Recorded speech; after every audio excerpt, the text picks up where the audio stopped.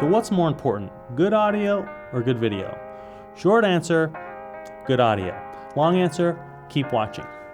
While videographers tend to invest a lot of money into high-end camera bodies with pricey lens kits, smooth motion support like gimbals and mechanized sliders, and complicated lighting setups, what I find lacking in most videographers' arsenals is good audio equipment. Now don't get me wrong, I've invested 10 times into video equipment what I have into audio equipment, but many do even far less than that. And why is that? I ask that all the time. I really theorize it's because maybe creatives are more visual and they just don't want to get into the headache of dealing with audio. Truth is, the easiest way to ruin a video is bad audio.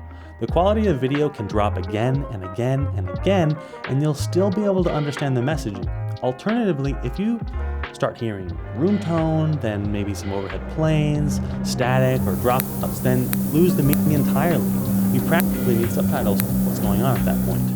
So here are a few audio questions to ask your videographer before hiring them out. Firstly, who's recording your sound? On larger projects, I like to have someone on crew dedicated to audio, or just hire out a contractor. Someone needs to be able to focus on it 100% just to make sure it's done right.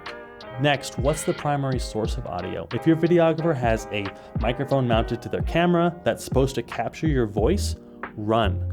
High quality mics are essential. They aren't cheap, but they're worth it.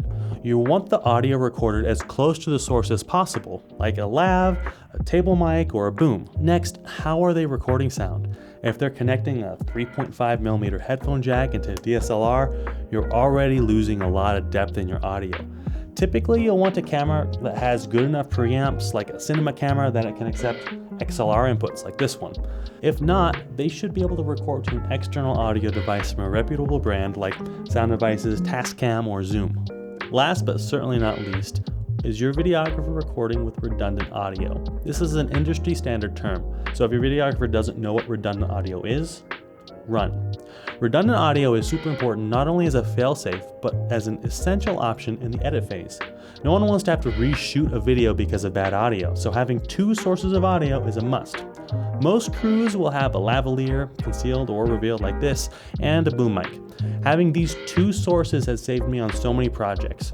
The boom mic is usually resistant to wind, but it'll pick up on some external noises, while the lavalier is exactly the opposite.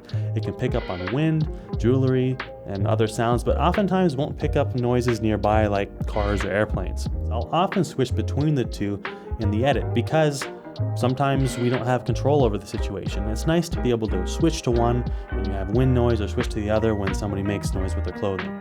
And I'll also say that none of these tips matter at all if your editor doesn't know how to mix the sound properly. If all recording was done right step by step, but your editor doesn't know how to EQ vocals with background music, it's all a wash anyway. So make sure to check the portfolio of your videographer.